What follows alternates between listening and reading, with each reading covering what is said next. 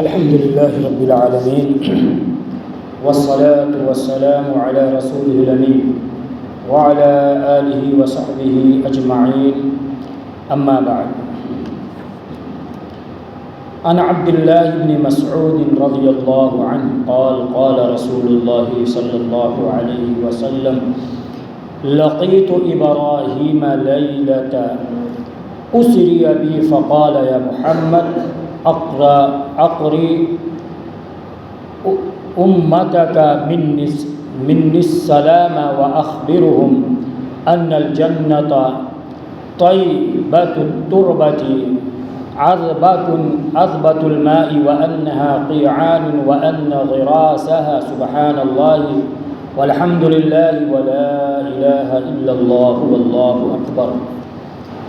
محترم سامعین، گزشتہ درس میں جو بات آپ حضرات کے سامنے رکھی گئی تھی وہ عدل اور نرمی کو اختیار کرنے میں یہ بات آئی تھی اور بہت ساری چیزیں اس سلسلے میں پیش کی جا چکی تھی. آج کا جو درس ہے وہ ہے بکثرت تسبیحات کہنا. بکثرت تسبیحات کہنا.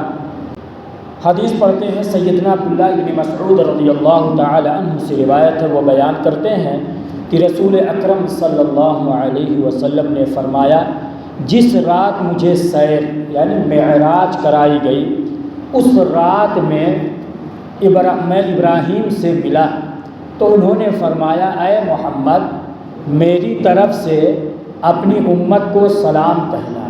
اپنی امت کو سلام کہنا اور ان کو اطلاع دینا کہ جنت کی سرزمین بہت زرخیز ہے.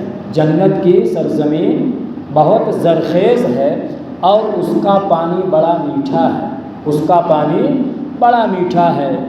یہ ویسے تو صاف چٹیل میدان ہے, صاف ہے, بالکل چٹیل میدان ہے, لیکن اس میں درخت لگانے کا جو ذریعہ ہے اس میں اس کو ہرا بھرا کرنے کا, درخت لگانے کا جو ذریعہ ہے وہ اللہ کے نبی صلی اللہ علیہ وسلم نے یہاں فرمایا کیا ہے, بہت ہی آسان ہے. ہم اور آپ میں سے اکثر لوگوں کو یہ یاد بھی ہوگا, اگر یاد نہ ہو تو اس کو یاد بھی کر سکتے ہیں. بہت ہی آسان ہے. دیکھیے سنیے, سب سے پہلی چیز سبحان اللہ. سب سے پہلی سبحان اللہ. یہ دوسری کیا ہے الحمدللہ. الحمدللہ. اور اس کے بعد لا الہ الا اللہ اللہ اکبر. لا الہ الا اللہ اللہ اکبر. یاد ہے نا, سبحان اللہ, الحمدللہ, ولا الہ الا اللہ اللہ اکبر. اگر کوئی اس طرح کا یہ پڑھتا ہے یعنی ان کو پڑھنے سے جنت میں درخت لگتے ہیں, وہ جنت میں درخت لگتے ہیں, تو اس کا اہتمام ہم اور آپ کو بکثرت کرنا چاہیے. چلتے پھرتے بھی ہمیں کرنا چاہیے, کوئی مشکل چیز تو ہے نہیں. جب بھی ہم خالی ہوں, فرصت میں ہوں تو اس کا اہتمام کریں. اسی طریقے سے ایک اور حدیث ہے کہ بکثرت تسبیحات و تمحیدات اور تحلیلات ہی ایسی چیزیں ہیں جو انسان کو جنت میں لے جانے کا سبب بنیں گی. جیسا کہ حضرت ابو ہریرہ رضی اللہ تعالی عنہ سے روایت ہے, وہ بیان کرتے ہیں کہ رسول اللہ صلی اللہ علیہ وسلم نے فرمایا اپنی ڈھال پکڑ لو. اپنی ڈھال کیا کرو, پکڑ لو. ہم نے عرض کیا اے اللہ کے رسول صلی اللہ علیہ وسلم کیا دشمن آ پہنچا ہے؟ کیا دشمن آ پہنچا ہے؟ آپ کہہ رہے ہیں کہ اپنی ڈھال پکڑ لو. کیا دشمن آ چکا ہے, ہم پر حملہ کرنے کے لیے تیار ہے؟ جس سے بچاؤ کے لیے ڈھال پکڑیں. صحابہ کرام رضوان اللہ علیہم اجمعین یہ عرض کر رہے ہیں اللہ کے نبی صلی اللہ علیہ وسلم سے.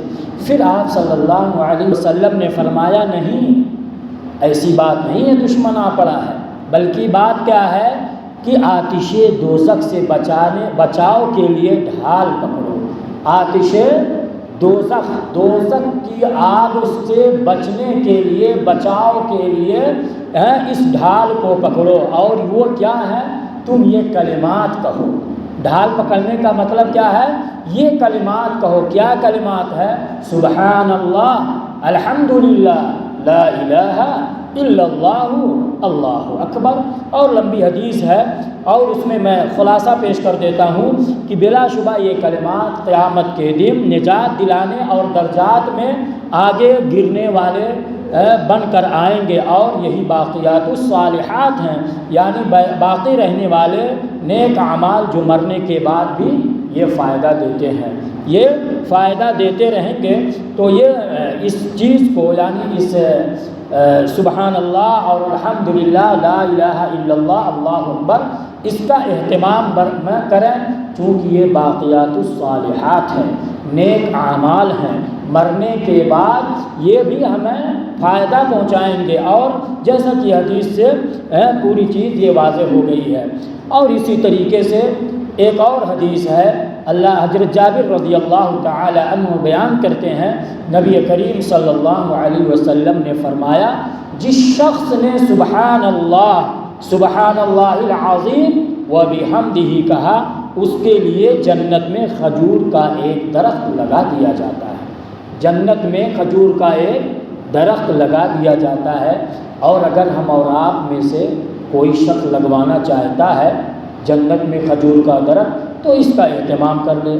کیا ہے وہ اہتمام؟ سبحان اللہ العظیم و بحمدہ، سبحان اللہ العظیم و بحمدہ، بس تھوڑی سی چیزیں ہیں، ہم اس کا اہتمام کر سکتے ہیں۔ اسی طریقے سے ایک اور حدیث ہے، حضرت ابو ہریرہ رضی اللہ تعالی عنہ سے روایت ہے، وہ بیان کرتے ہیں کہ رسول اکرم صلی اللہ علیہ وسلم نے فرمایا، میں عربی عبارت نہیں پڑھ رہا ہوں، چونکہ حکم بھی مجھے ہے کہ مختصر سے وقت میں ساری باتیں آ جائیں، اس لیے میں عربی نہیں پڑھ رہا ہوں، بلکہ اس کا ترجمہ اور اس کا خلاصہ آپ حضرات کے سامنے رکھنے کی کوشش کر رہا ہوں تاکہ چند منٹ میں ساری باتیں آ جائیں۔ تو حضرت ابو ہریرہ رضی اللہ تعالی عنہ سے روایت وہ بیان کرتے ہیں کہ رسول اللہ صلی اللہ علیہ وسلم نے فرمایا کہ جس شخص نے دن میں 100 مرتبہ سبحان اللہ و بحمدہ، یاد رکھیے سبحان اللہ و بحمدہ، سبحان اللہ و بحمدہ کہا، اس کے گناہ مٹا دیے جاتے ہیں، اس کے گناہ مٹا دیے جائیں گے، اگرچہ سمندر کی جھاگ کے برابر ہی کیوں نہ ہو۔ ہم میں سے کون ایسا شخص ہے جو گناہوں سے مبرہ اور پاک ہے؟ بتائیے، ہم میں سے ہر شخص گنہگار ہے، اور اس کا راستہ بھی اللہ رب العالمین اور اس کے رسول نے ہمیں بتلا دیا ہے کہ ہم گنہگار تو ہیں، لیکن اگر ہم اپنے گناہوں کو مٹانا چاہتے ہیں اور یہ چاہتے ہیں کہ اگر ہمارا گناہ سمندر کے جھاگ کے برابر ہی کیوں نہ ہو، تو سبحان اللہ و بحمدہ دن میں کم سے کم 100 مرتبہ کا وہ ورد کرے۔ یہاں دیکھیے حدیث یہ بتلا رہی ہے کہ 100 مرتبہ جو دن میں سبحان اللہ و بحمدہ کا ورد کرتا ہے، اللہ تبارک و تعالی اس کے یعنی سمندر کے جھاگ کے برابر جو بھی غلطیاں ہوں گی اللہ تبارک و تعالی اسے مٹا دیتا ہے۔ تو یہ ہے تسبیح و تحلیل کے فوائد، تو ہمیں اور آپ کو چاہیے کہ اس کا ہم اہتمام کریں۔ ایک شعر میں آپ حضرات کے سامنے پیش کر کے اپنی بات کو ختم کرتا ہوں کہ قمر تسبیح پڑھتے جا رہے ہیں سوئے میخانہ، قمر تسبیح پڑھتے جا رہے ہیں سوئے میخانہ، سوئے مطلب طرف، اور میخانہ شراب خانہ کی طرف، میخانہ کہتے ہیں شراب پینے۔ کوئی دیکھے تو یہ سمجھے بڑے اللہ والے ہیں، کوئی دیکھے تو یہ سمجھے بڑے اللہ والے، یعنی تسبیح پڑھتے جا رہے ہیں میخانے کی طرف، اور کوئی دیکھے گا تو ایسا لگے گا کہ یہ کہاں جا رہے ہیں، تسبیح، یہ اللہ والے ہیں۔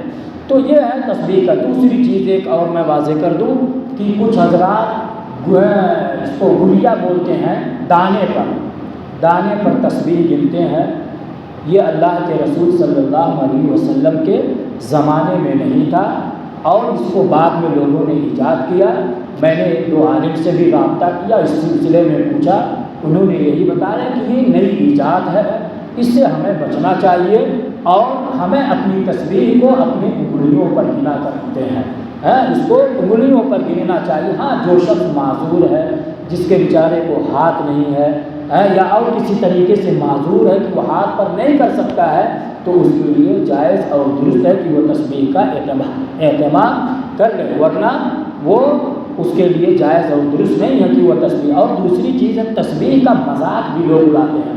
ہم اور آپ میں سے اکثر لوگوں نے دیکھا ہوگا کہ کھڑے رہتے ہیں اور تسبیح ایسے ہاتھ کیے رہتے ہیں اور اپنے یہ جو پیچھے کا حصہ ہے یہاں ایسے ہلاتے رہتے ہیں. تسبیح کی بے حرمتی کر رہے ہیں, پیچھے کر رہے ہیں اور تسبیح پڑھ رہے ہیں سبحان اللہ الحمدللہ.